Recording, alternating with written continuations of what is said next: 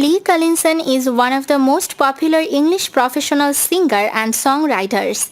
Lee Collinson is an aspiring singer who has an angelic voice which has helped him gain popularity.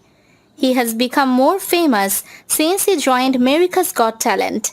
He was born on 18 September 2000 in Southampton, England, UK.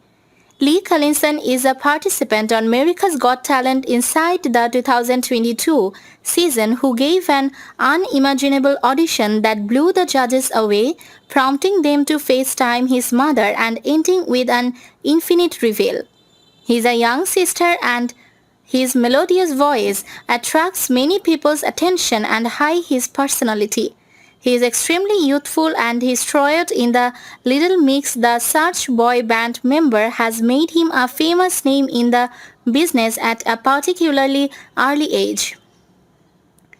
He has a lovely mother named Cherry who was FaceTimed during the show by judges and everyone loved her personality as she seems to be a supportive mother who is trying to help her son to fulfill his dream of being a music artist.